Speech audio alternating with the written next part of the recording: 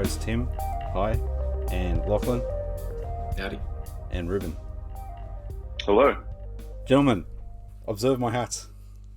I was just thinking, that's a very smart-looking hat there, mate. It is. It's a Tribly. Ooh. Just like the one out of Expanse, is what I was aiming for. Had my 20th wedding anniversary, and my wife got me this hat. It's a nice. proper felty, magnificent hat. I like. Stanton is the brand. And there was this dude at Hat World, and he was really cool. Gave me a hand sort of getting the head size right and all that sort of stuff. Rib's There's face a was place saying the called same Hat thing World? I was thinking. There is a place called Hat World. I mean, why wouldn't there be? But I can't say I've ever heard of it. Well, there you go. So it's Hat World. It's a mad hat that keeps the rain off my head.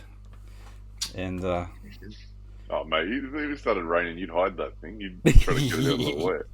I was just quoting the movie or the TV show. Anyway, my beverage for this evening is a Budweiser. Good. And this is really good. I've forgotten how nice this beer is. It is really nice. What are you drinking there, Lachlan?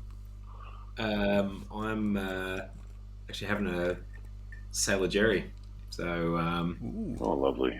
something different. very nice. How about you, Ruben?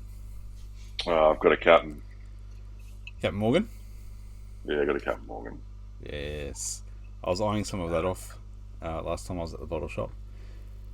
Mate, don't buy it from the bottle shop. Audi. Well, I didn't buy it at the bottle shop, so that's okay. I ended up Yeah. getting a 10-year-old peated whiskey and a 6-pack of Budweiser. I haven't had a Seems like Budweiser it's for like, it feels like a decade. My God. It's so much better than I remember it being. Yeah. It tastes really nice.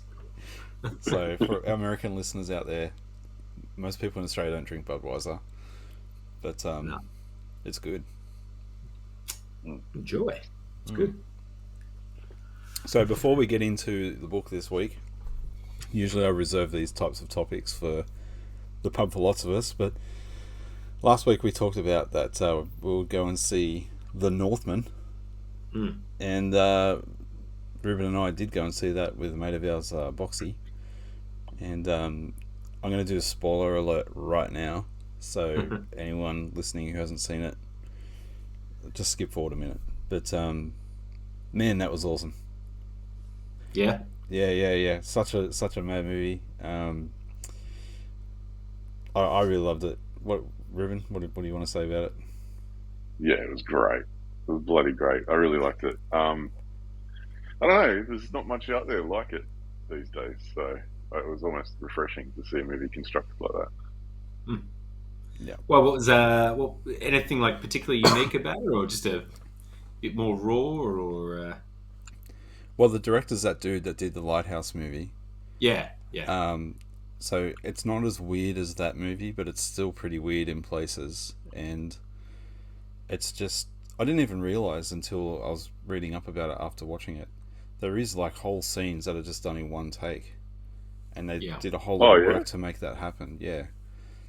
And just very, very well made. Very well made. So music's on point, story's solid, casting's good.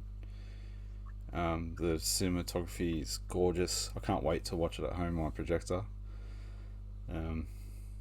Yeah, like with the camera work, I feel like it's as good as the Fassbender's Macbeth movie, with how beautiful it looked. Like really, really nice. Yeah. Well, maybe in you having a movie night at your place, I'll be able to get around and see it since I wasn't able to get there. Well, I have several litres of mead, so we can watch it and drink mead at the same time. A horn of mead, excellent. I have a horn somewhere. Yeah. Hang on. There we go. Here's my drinking horn.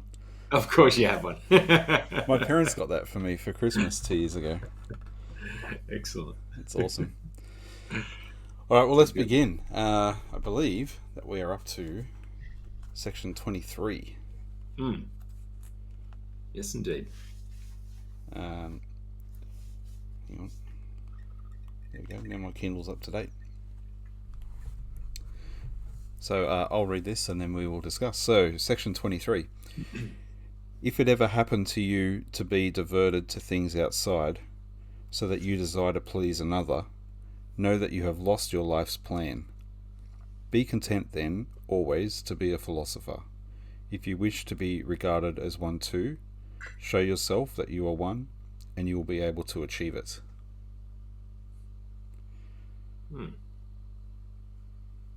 There we go.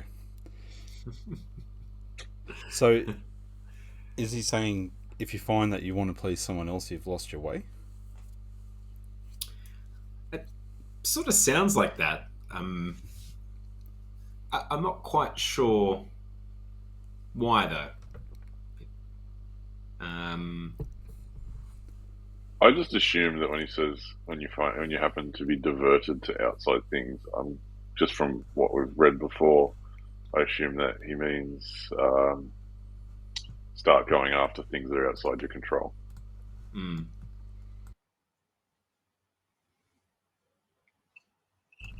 Yeah, it's just a bit about desiring to please another. But I guess maybe you're right. It's yeah, okay. So like it could be that you're almost like sort of like brown nosing to get ahead or something, maybe. Like to maybe pursue something that would be outside of your station or something like that. And Well, I guess you're necessarily at that point altering your behaviour for the sake of what somebody else just thinks. yeah, And yeah, he's always banging on about, well, you can't control what other people think. That's outside. You know, you don't own that. yeah, So yeah, Yeah. maybe that's what he's hinting at. I think you picked up on something too in the distinction of what's not in your control, because I don't think he's saying that you shouldn't try and make an effort to please somebody else, but it's saying if your method of doing that it is by being distracted to things outside, yeah, then that's probably where you've gone wrong.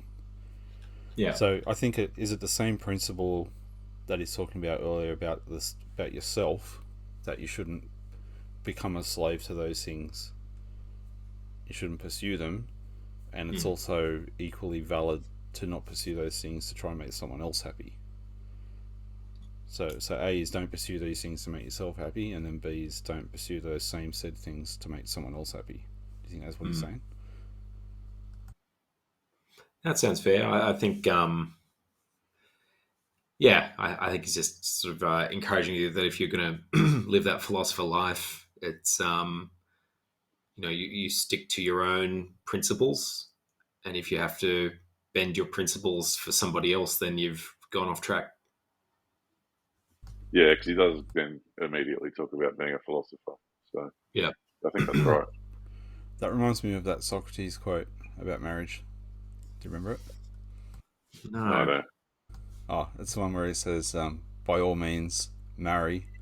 If you have a good wife, you'll be happy, and if you don't, you'll become a philosopher. I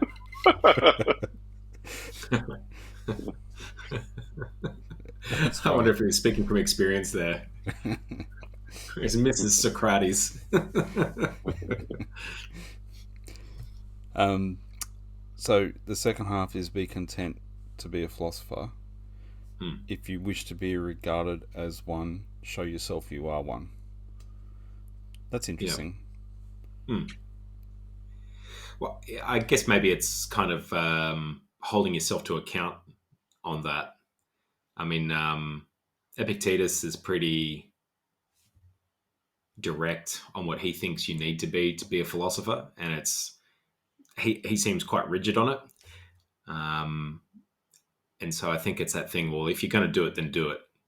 But this is the standard you should be aiming for, and if you're not really prepared to bear that, then maybe it's not for you, I suppose.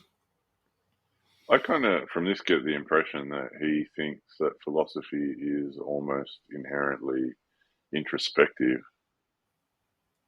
I don't know whether he's saying that of philosophy itself or whether that's just like a side effect of his approach to everything, where he's like, focus on what you can control, and Mm. the only thing you can really control, you really own, is your own reaction to things. But that's sort of how I see him. That's kind of the impression I get on the second half of that quote. I don't know whether that's really accurate. Is it a way to safeguard yourself about trying to impress other people by saying, like, if you want to show everyone else that you're a philosopher, well, show yourself first. Yeah, it's like a bit like Peterson's clean your room. I almost think, like, if he's saying that if you want to be a philosopher, then you don't have to show anyone anything. It's just be true to yourself as the philosopher, and the other stuff will just kind of follow or not. Like, I get the vibe like he actually doesn't care really what anyone would think about him being a philosopher. It's like, I'm just being true to myself, and that's that. You reckon that's because his system is kind of like you the only thing you own really is not the only thing you own, but the main thing that you own, or the thing you control, is the way you react to things. So he's like, if that is his definition of philosophy, then philosophy is essentially, controlling how you react to things.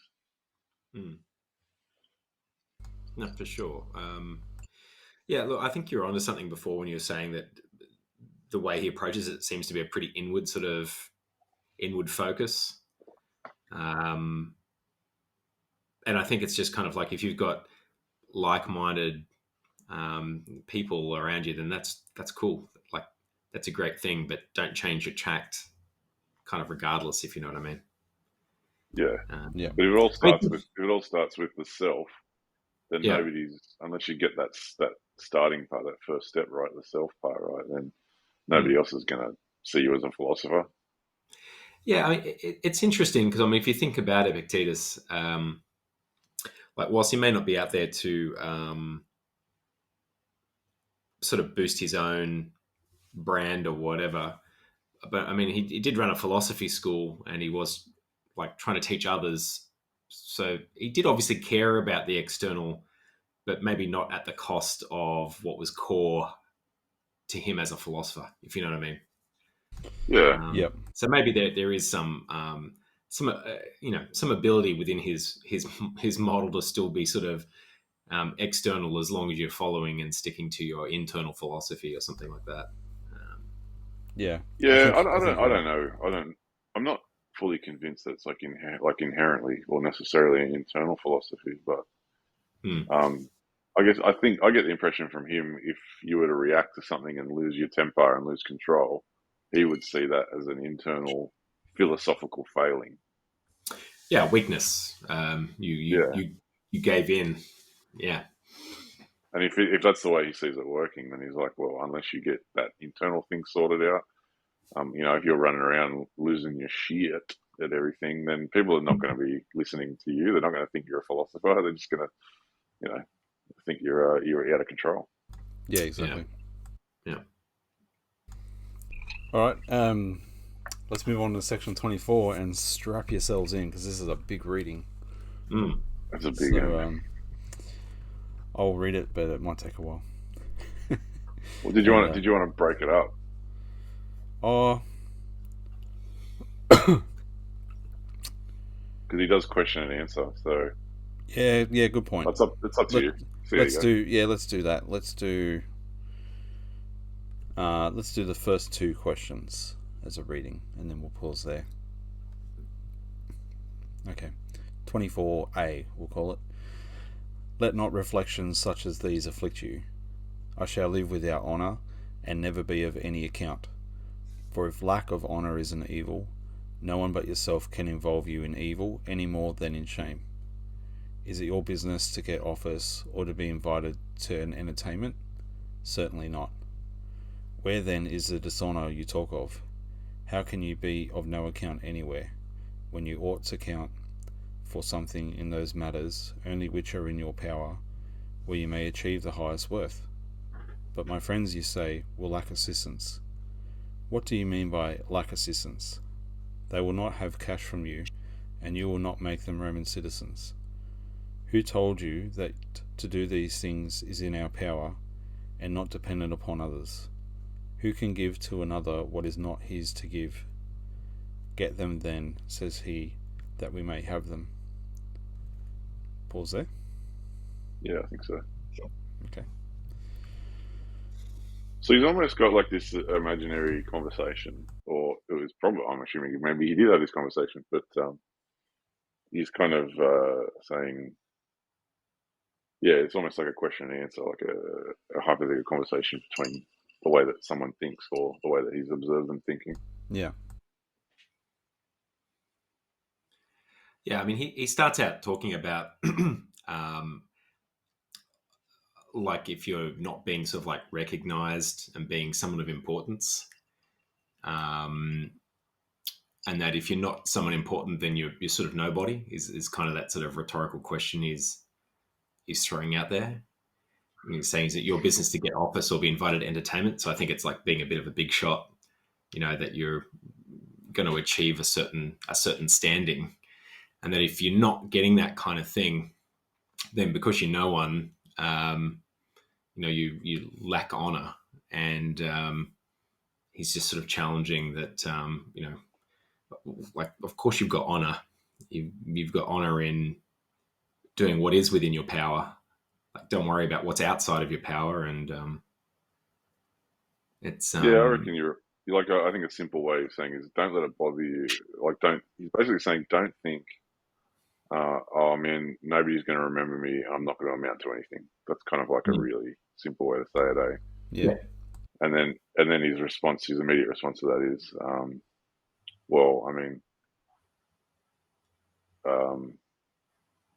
he said, because he's talking about honor, he says, if a lack of honor is evil, only you're the only one that can decide to be evil or not be evil. for sure.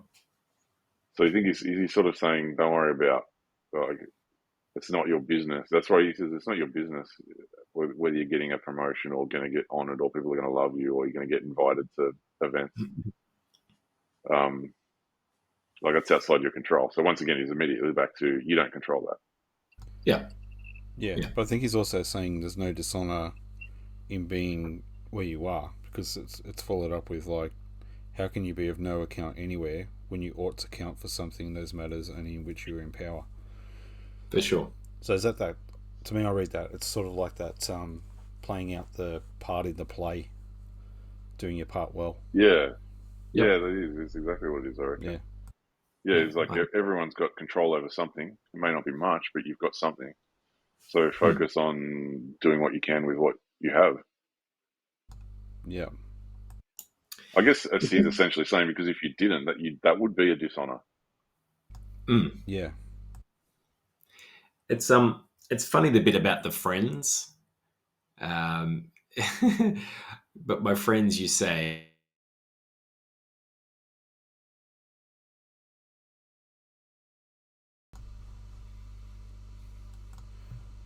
Yeah, continue, Lachlan. Yep. So they were just saying that bit about, but my friends, you say, will lack assistance. I just thought it was a really interesting thing, and maybe it's something of the times back then that, I guess it was part of your social standing was about what people can get from you or how you can be sort of influential for them and all that sort of thing, which is quite interesting. Is that It's what not really Is that a what thing the? now. Do you think that's what the question is? Is like when he says they'll lack assistance, it's like saying, well, how can I help my friends? Well, yeah, because he's saying they will not have cash from you, and you will not make them Roman citizens.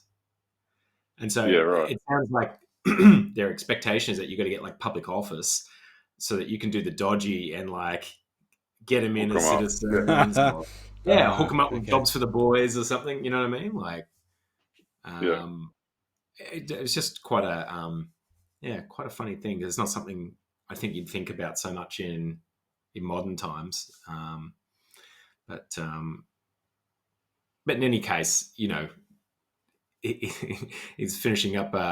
if you don't have that power or influence, get them then, says he, so that we may have them, So it's like so you're saying like the friends are going to encourage you for their benefit, not your benefit. Yeah, And so, I guess that's right. it's You're like, I can't do yeah, that for you, man. And they're like, well, make it so you can. yeah, that's it. That's it. Philosophos before bros. Okay. So maybe you want to continue reading at this point, Tim. Yeah, right. I'll keep reading. If I can get them and keep my self-respect, honour, magnanimity, show the way, and I will get them. But if you call on me to lose the good things that are mine in order that you may win things that are not good, look how unfair and thoughtless you are. And which do you really prefer, money or a faithful, modest friend? Therefore help me rather to keep these qualities, and do not expect from me actions which will make me lose them. But my country, says he, will lack assistance, so far as lies in me. Once more I ask, what assistance do you mean? It will not owe colonnades or baths to you. What of that? It does not owe shoes to the blacksmith, or arms to the shoemaker. It is sufficient if each man fulfills his own function. Would you do it no good if you secured to it another faithful and modest citizen? Yes. Well then, you would not be useless to it. Yeah. Well, I think we're going back on a Republic tangent here, aren't we? Almost. Yeah, it feels like that. Yeah. It certainly seems to be talking to the just man, and what kind of role you would have. And I think it's a great question too. Like, what kind of friend wants you to be immoral? Are they really a friend if that's what they're wanting from you? So I think it's a good rhetorical question for him to ask, I think. Yeah. Again, that feels like a Peterson thing, man. That's make friends with those who want the best for you. It's one of his rules. Makes sense. Yeah, I think that bit's pretty clear. It's interesting too about then he sort of moves on to talk about country, and saying it's not going to owe colonnades or baths to you. So you're looking for a statue in the main square, I think is what they're sort of saying. Yeah. And I think he's just sort of trying to bring it back down to sort of reality here. Does not owe shoes to the blacksmith, so who cares about the glory? I think maybe it's just sort of the message. Yeah, focus. he's kind of saying almost like in that Plato's Republic fashion. He's basically saying, you know what the state needs from you? Yeah, It needs you to do your freaking job. Yeah, totally. Don't worry about the rest of that stuff. Yeah, just play your role. Yeah, and I think at the end there, he wraps it up pretty nicely. Would you do it no good if you secured another faithful and modest citizen? And it's like, well, that's what they wanted in the Republic, right? It's exactly what they're after. Yeah.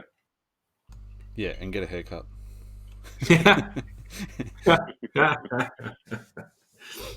All right. Well, let's read the last part of 24. So, what place then shall I have in the city? Whatever place you can hold, while you keep your character for honour and self-respect. But if you're going to lose these qualities in trying to benefit your city, what benefit, I ask, would you have done her when you attained to the perfection of being lost to shame and honour? Yep. Very interesting. Yeah. Good combo, but it does feel like he's riffing pretty heavily on the Plato there, but that's cool. I like it. Yeah, he's kind of saying, go as high as you can go without compromising your principles, is kind of what he's saying. And then he extends that to basically saying it's not of no benefit if you compromise yourself for the sake of power, because then what good does it do to the city if you get to the top and then, It's almost like you're saying, well, if you're corrupt and you get to the top, you're not going to be a good to the city. You could even look at it like even further than that. It's like, well, what if you get to the top, but you lied, stole, and killed your way there? Once it Absolutely. comes out how you got there, it all comes crashing down. Not to mention, if you're at the top and you're the kind of person who will lie, steal, or kill, or whatever, you're not going to be much a very beneficial leader. When you're at the top, you're not going to be doing the right thing because you didn't do the right thing to get there. It's pretty sound advice, and it's kind of straightforward when you think about it. No, absolutely. Yeah. Actually, it makes me think of something interesting. I've been watching a show called Ozarks. I don't know if you guys have seen Ozarks at all. Heard of it, haven't watched it though. Same. Okay. Without spoiling anything, basically, they get in a bad situation where they got to launder money for a cartel, and they get to a certain point where they're regular people, but then obviously they kind of it snowballs and they end up involved with really bad people. But they get to a point where they're like, well, we could back out, and we could probably live, or we could double down, and we can make all this money and power, and we could get into politics and things like that. And what they start doing is try to justify it to themselves. We know what we're doing is wrong, but if we can get to this place where we have money and power, we can use that money and power to benefit people and do good. Mm. You know what I mean? So this kind of it reminds me of this quote, because it's kind of like saying, yeah, okay, but what good is it if you've compromised everything that makes you a good person to get to the top? When you get to the top, you're not going to be doing good things because you've ceased to be a good person. Yeah. Look, it is an interesting concept, and I don't disagree with that. It's funny though, because if you think about philanthropists, like a lot of those are probably some pretty stone cold dudes who have maybe had to do a bit of backroom dealing to get their businesses super successful, dominate the landscape in order to have amassed massive fortunes where they can now go and do stuff for the benefit of mankind, right? You do wonder when you see some of those really, really rich and really powerful people, I do wonder, like, what have you done to get there? Like, what. Well, and I guess I wonder too if they are trying to like clear the slate by doing some good at the end of their career, because they have done so much bad shit in between. Trying to pay it back, yeah. Yeah. No, actually, it's funny you say that. I've had that thought myself before. I have wondered that if that is the case. It's kind of like they're trying to earn their way back into heaven because they realise they're bound for hell or something. Mm.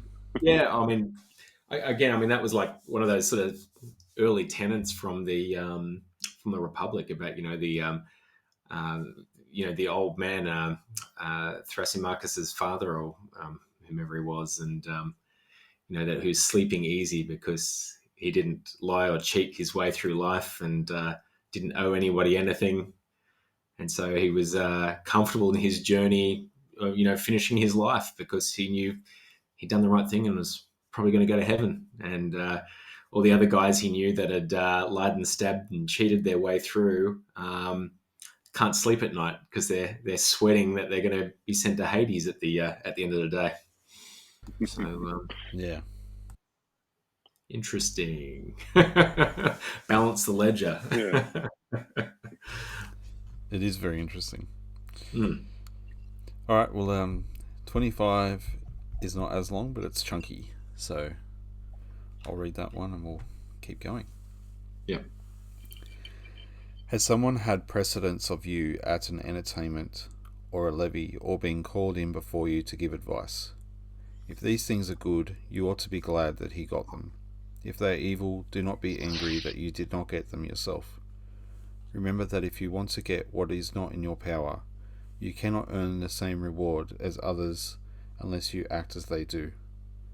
How is it possible for one who does not haunt the great man's door to have equal shares with the one who does, or one who does not go into his train equality with one who does, or one who does not praise him with one who does? You will be unjust then and insatiable if you wish to get these privileges for nothing, without paying their price. What is the price of a lettuce? An oval, perhaps. If then a man pays his obol and gets his lettuces, and you do not pay and do not get them, do not think you are defrauded. For as he has the lettuces, so you have the obol you did not give. The same principle holds good too in conduct. You were not invited to someone's entertainment, because you did not give the host the price for which he sells his dinner. He sells it for compliments, he sells it for attentions.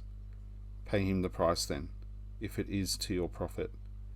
But if you wish to get the one and yet not give up the other, nothing can satisfy you in your folly. What, you say, you have nothing instead of the dinner? Nay, you have this. You have not praised the man you did not want to praise. You have not had to bear with the insults of his doorstep. Man, you guys are going to have to help me out with this one. I got super lost. Do you know what? I had a read of the modern translation. So it helped? It did. I won't read it out because, again, like, it's a pretty long passage. But I think they were just sort of saying, if we go back to the first sort of paragraph, more or less sort of saying, if somebody gets called for counsel, and especially like, or being like honored at a party or something like that, be happy for them, if that's a good thing. So if your mate gets called up and all that sort of thing, then that's fantastic. Good on you, mate. You're someone important, and they want to talk to you. Don't be envious, right? Yeah. Don't be envious. And if it's not a good thing, then you should be glad that you didn't get called up. You know what I mean? So either way, you should be happy. Either happy for your mate or happy you didn't get called up because it's a bad thing, right? Actually, sorry to stop you there. I actually think that's really, apart from being good advice, but I think that's really perceptive. Because let's say you are jealous, right? You kind of see people go either way, or maybe observe myself do this. Like you get angry because it's like, that should have been mine, or you do the other way, which is, I didn't want it anyway. It's shit. That's crap. I didn't want it anyway. And he's basically pointing out that that's a contradiction. Like that either way, that doesn't make sense. Yeah, I just thought of it like lotto. Like, if your mate wins the lotto, don't be jealous because you didn't when you haven't been buying lotto tickets.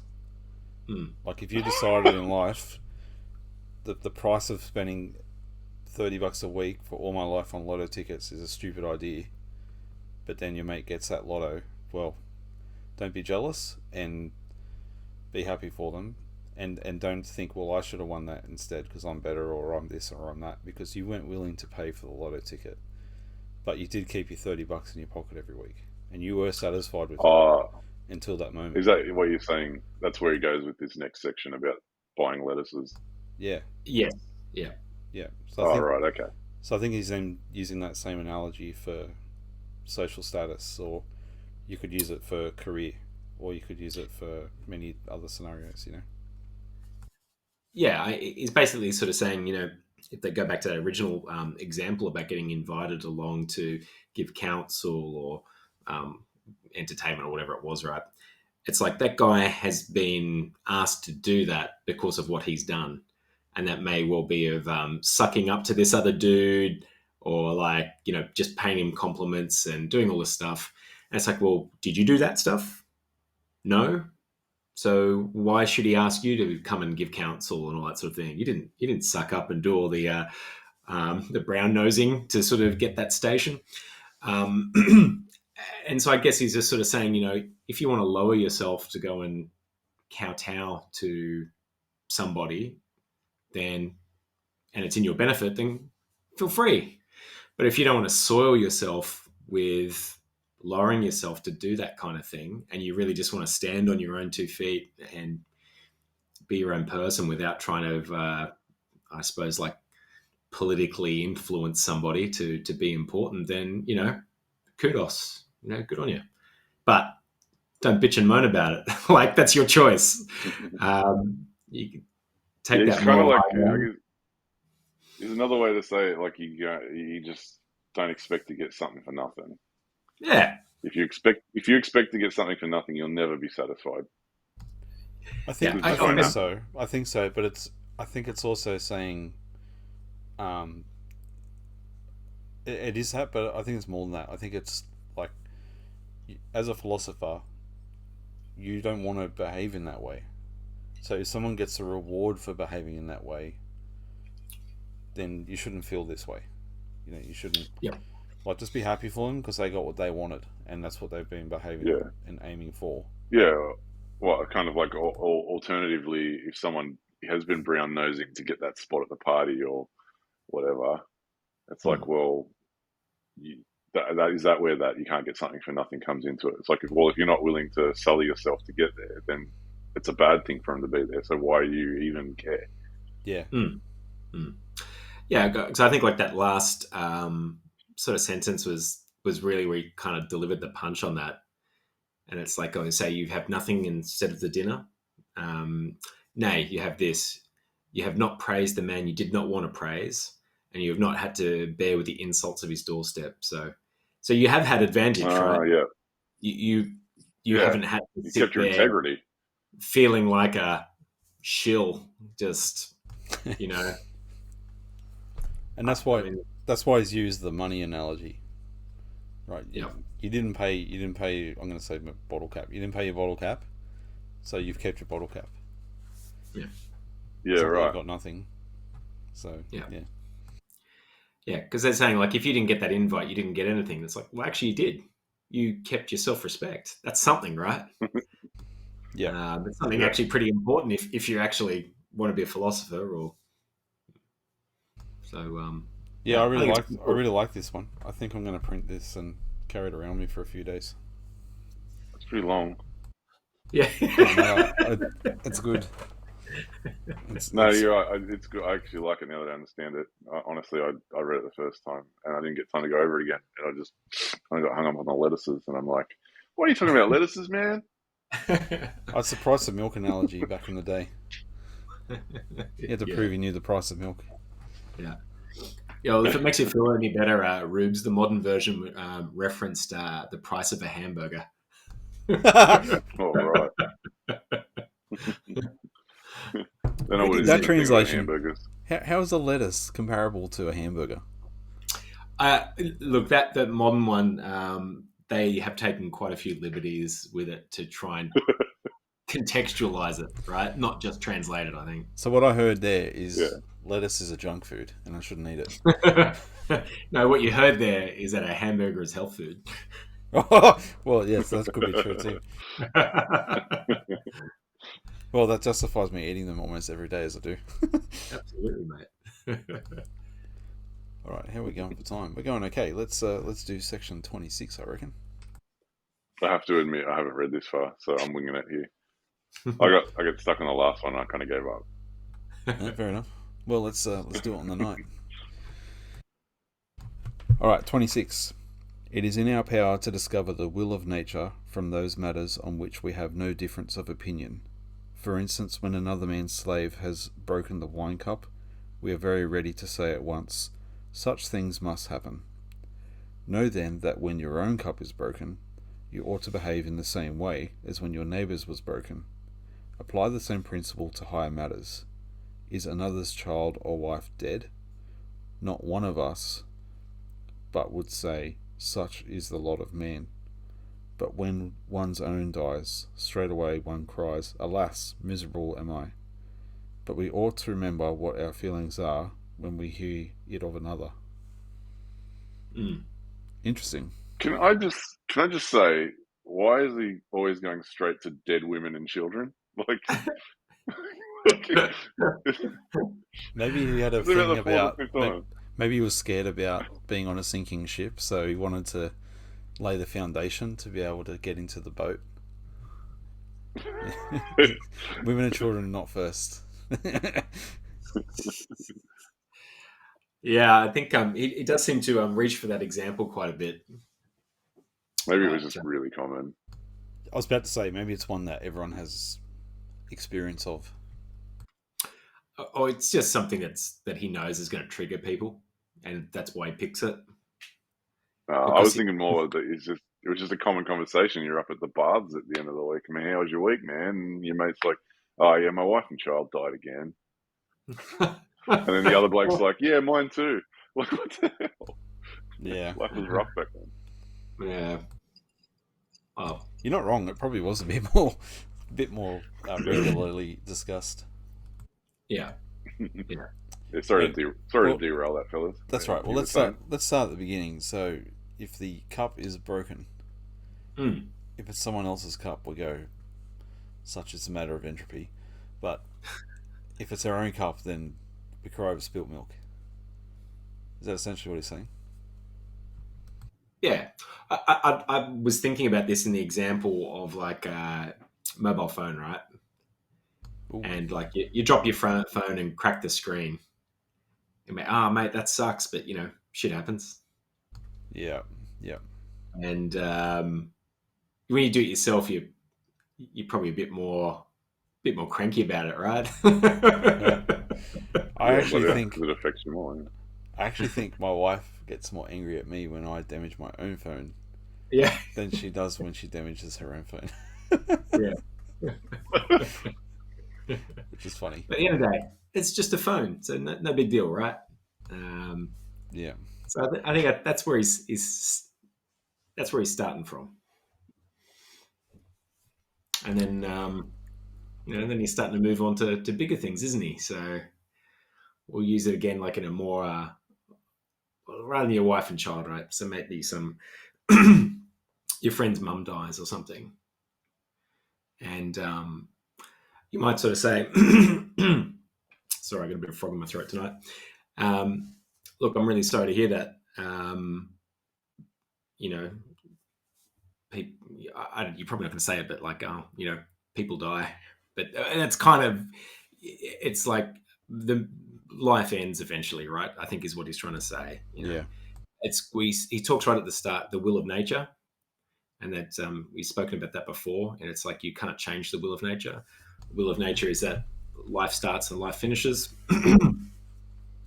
and whilst you might express some sorry for that and what have you, but everyone's got to die someday, right? The nature thing Yeah. is So is is interesting.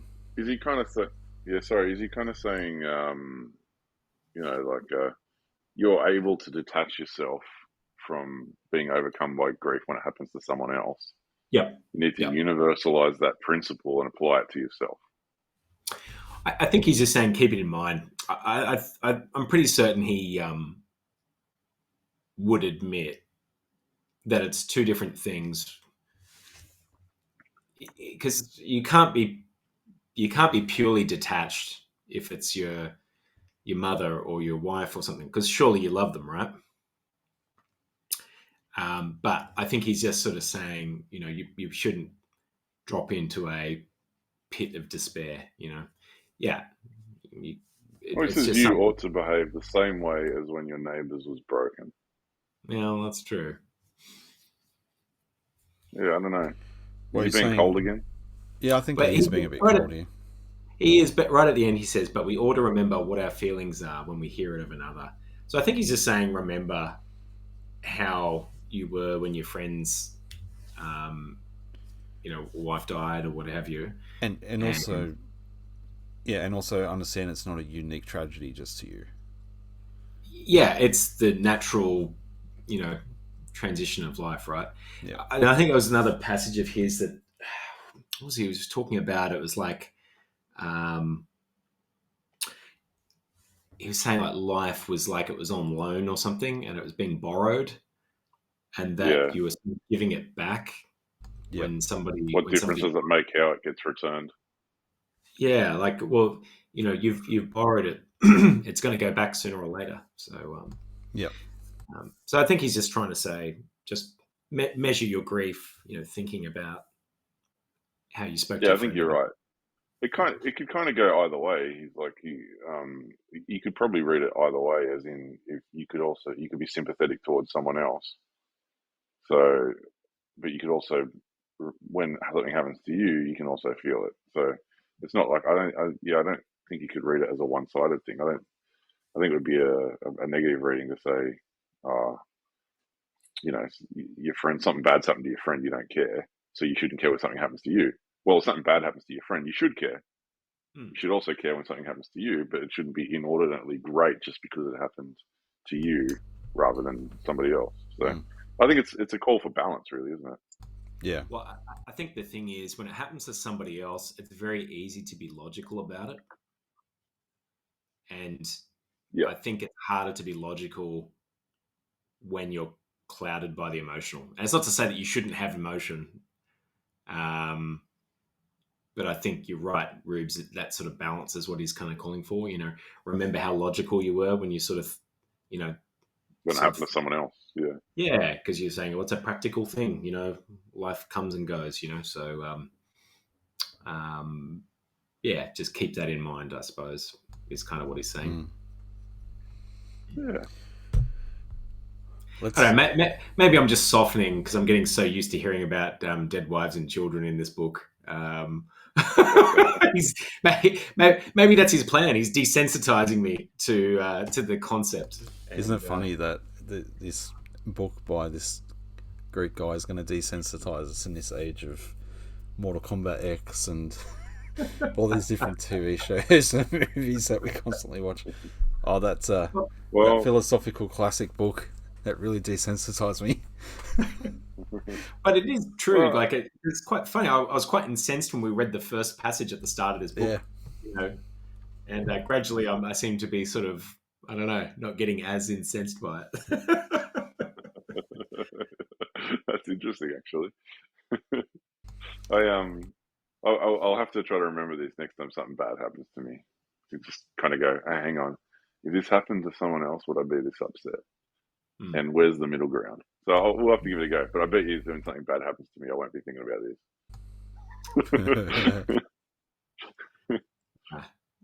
I think that is the hard part, right?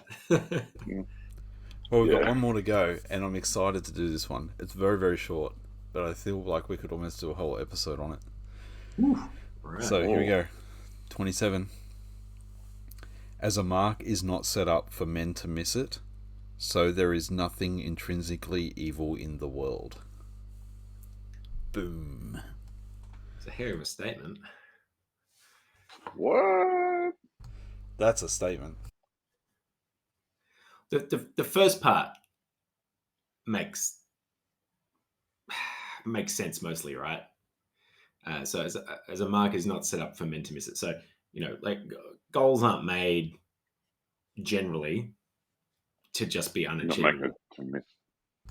Yeah. So a mark is there to guide something to aim at. All right. Okay. Yeah. The next step is what? So there is nothing intrinsically evil in the world. I think what they're saying is that the the goal has not been set up to trip you up. So the world's not out to get you. There's nothing interesting. Do you think he's saying it's in the same way that it's achievable to hit the target in archery, it's achievable to get through life hitting the target? Like that the world isn't actually set up intrinsically against you to fail? Is that what he's trying to say? I don't know. I mean, you could dive into this a bunch of different ways, but you can look at somebody who in their life always plays the victim, right? Yeah. And that life is so unfair. And this is maybe speaking to someone like that. Everything I do in life, the world sets out to trip me up. Goes wrong. Yeah. Because you're probably aiming for the wrong shit, right? Yeah. Because you're looking for stuff that's outside your power, maybe. Yeah. And so if you're looking at reasonable goals within, I don't know, what you can achieve or something like that, then you should be fine. But I don't know, maybe you're getting tripped up because you're trying to do stuff that you can't control. I'm not sure. I must admit, the way I read it the first time around, I was sort of like, the universe isn't working against you, but sometimes, stuff happens. But that's just, sometimes it's just chance. And I know we've sort of spoken about that in a couple of other sort of passages previously, and with Epictetus as well. Like, you could be knocked down 3 times and you still sort of have to sort of get up and keep moving. It's not that, something's trying to make a point Yeah. of view. And if you lose everything, well, life goes on. You need to just kind of find a way to keep moving, I suppose. But This makes me Is think of it? that Could it? stuff about, is it in accordance with nature? So like other things that are going wrong, is it that they're going wrong, or is it actually in accordance with nature and it's your impression of it yeah, is actually what's wrong, So like here's a stupid example. Sometimes my dog gets in this stupid mood where it just wants to bark at everything. And it really annoys me. And the more it does it, the more I start thinking, you're just doing this to annoy me, you stupid thing. and I just really want to make it shut up. But lately, as it starts barking, I'm doing this exercise because of this book now where I'm like, oh, it's actually in accordance with the nature of a dog to bark at things. It's not actually being a little turd. And then once I actually say to myself, I'm like, actually, compared to some of the other dogs in the suburb, he's actually pretty good. He's actually a pretty quiet dog compared to a lot of dogs. So I probably shouldn't get too angry because it's in accordance with nature of a dog to bark when it thinks there's something there. Know what I mean? Like, so yeah. do you think that's sort of part, because he always goes back into that isn't in accordance with nature sort of argument. Do you think it's not the event, but it's our impression of the event that harms us? I think that's what he's trying to say here in another way. Do you think? I think that could be I part. don't see it. You're making a lot of sense, and I think that's a good point. I don't see it here in this passage, though. I think it's pretty hard maybe to get over the comment that said there is nothing intrinsically evil in the world, because Well, what would that Socrates say? Like, what is intrinsically evil in the world? What would be the opposite? So if he's saying there Well, isn't, well, what is intrinsically evil in the world? well, there's some men who are well, intrinsically evil, you would say. So yeah, I don't know. I mean, they're bad people. Yeah, yeah. So I I don't mean, know. intrinsically evil is a bold I have a statement, I feeling though that suppose. But they're talking more about like fate and because they sort of believed in that, right, to a degree, um, and the universe, if you know what I mean, rather than probably the common man here. But I have a feeling it's just more thinking a bit more big picture about just life and your place in it, and like, are you, you know, um, you know, being punished by God or something like that, or someone setting hurdles in front of you to trip you up rather than let you succeed. And right, I think they're just sort of saying that's not the case. That's maybe you're making that up in your head. There's nothing out there to get you. Whatever hurdles you find, you're probably putting in front of yourself. okay, all right. This is my take on it, off the cuff. Is it basically, in a real simple way, saying if a target is there to aim at, and if you miss it, it's not the target's fault. So if you miss the target, either you stuffed up or you're aiming at the wrong target. Yeah, I Because think so. there's nothing wrong with targets in themselves. Hmm. The only thing that can go wrong is either you miss or you choose the wrong target. How about Yeah, that? That's the that works. simplest way I can boil it down. I don't know whether that works. That works for the That's target analogy. I'm saying, yeah, I'm trying to make it. I'm trying to explain it in a really practical sense, because I think what I'm tempted to do is get hung up on the idea that there is nothing that's intrinsically evil. But I think if you want to break that down and start really digging into that, you've got to ask, well, what does he mean by target? What does he mean by intrinsically? And what does he mean by evil? And I think if you start to drill into that, I don't know how far we'd get. That's a whole show. That's what I'm saying. It's a big. Yeah. That's a Yeah, I big see what you're statement. saying now, Timmy. Yeah, because to me, this argument sounds very familiar to, like an argument of someone who's like a hardcore atheist, who's like everything's just happened by accident. Morality doesn't actually exist. It's just survival of the fittest. And if I decide to kill you, that's not actually evil. It's just part of evolution. Yeah, it feels similar to that Right. sort of argument, and I think so. That's interesting because I had a totally opposite impression. Well, I would My say. me Well, I was going to my say. my Sorry. immediate Yeah, go. yeah. So my immediate impression was as soon as I started talking about targets and missing and evil, I started to think about because there's like a bunch of different words for evil or sin in the Bible, but then a lot of them relate to a falling short. Well, sin is Okay. sin is a term from archery, which is Yeah, right. falling short of the target. Yeah.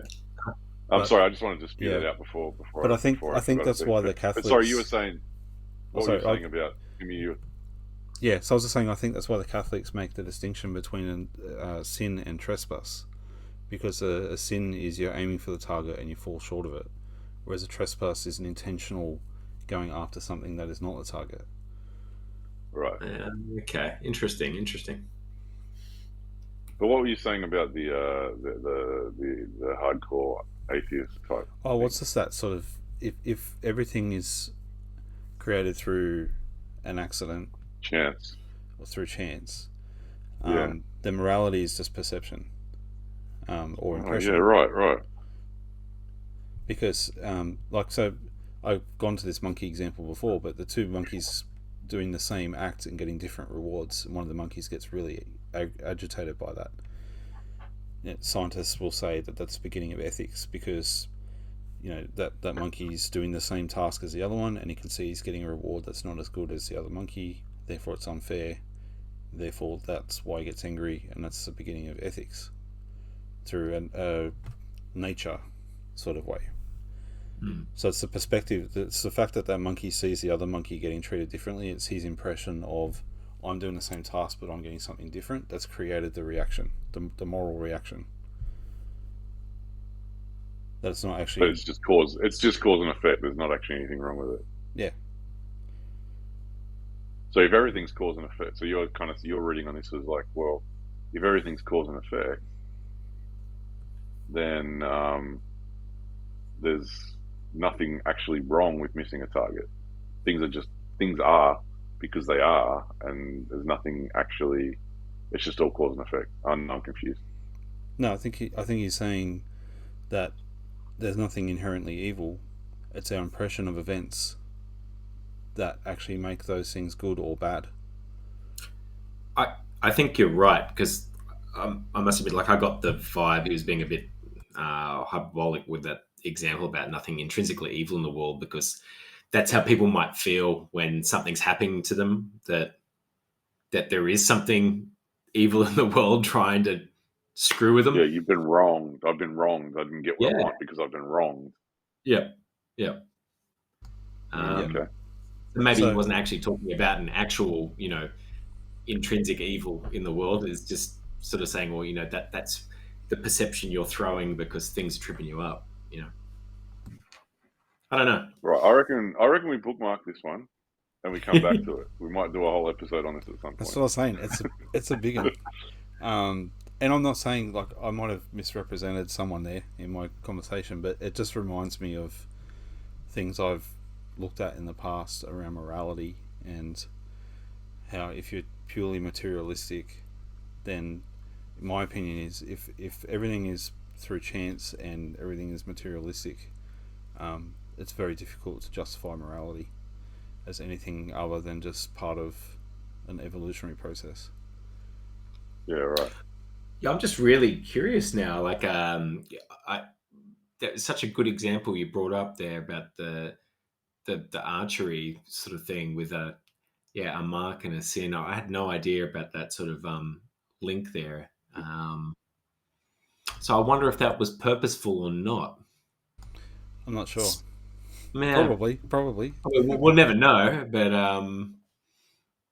yeah, that's really interesting. Because that does sort of give it a bit of a different spin there too. Yeah, Yeah. very Right. cool. I Yeah. like it. Well, I reckon that'll do from the book. And we kind of did the pub Philosophos at the beginning. Is there anything you guys wanted to go to the pub for, or are we all good? I don't have any particular topics of conversation today, so I'm good. No, mate, you're the one that springs the questions, so I'm happy to call it.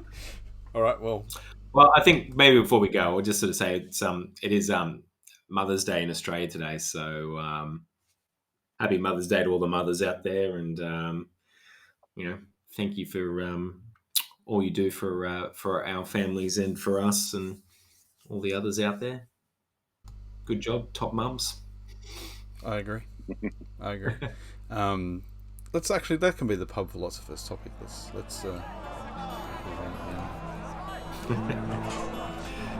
Nah.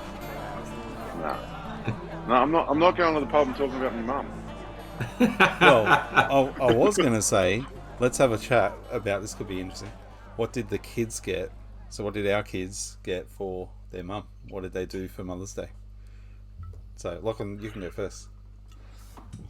Yeah, well, that they have down at the school often the little Mother's Day stall, so they can take $10 along and get something for mum. So, like a candle. The stuff they buy is soap. always terrible. The stuff was all right. Actually, I have to say, Really? yeah. So my oldest was the one picking for my wife, and they got some things for like their auntie and stuff like that as well. So he picked the main thing there. So he got bought her a beanie, which might sound kind of funny, but actually it was like right sort of like color and sort of like a style, and I was like, that actually does suit mum, right? Like you picked well. You picked a good thing for mum there. So yeah, that's what she got there, and got a candle from one of the others, and a just like a necklace, just with some like little wooden bead sort of things on there from the other one. So yeah, she was happy. Nice. Kids were happy. So it was all good. Nice. How about you, Rubes? We kind of just had our boys cleaning all day. Oh, that's a win. That's fantastic. It's a hard labour. Talking about those little school presents. It wasn't Mother's Day, but it was Father's Day. One year, my wife gave him some cash for that school shop, and they just came back with crap. And then ever since then, she's been like, "Nah, we're not doing it again." So she refuses to let them buy anything from the school shop on Mother's or Father's Day. I can't remember what it was. I think they bought me like a pen that said something about Grandpa on it because my youngest at the time was real young and couldn't even really read properly, and then there was something else that was rubbish, and my wife's just like, "No, you're not doing it again."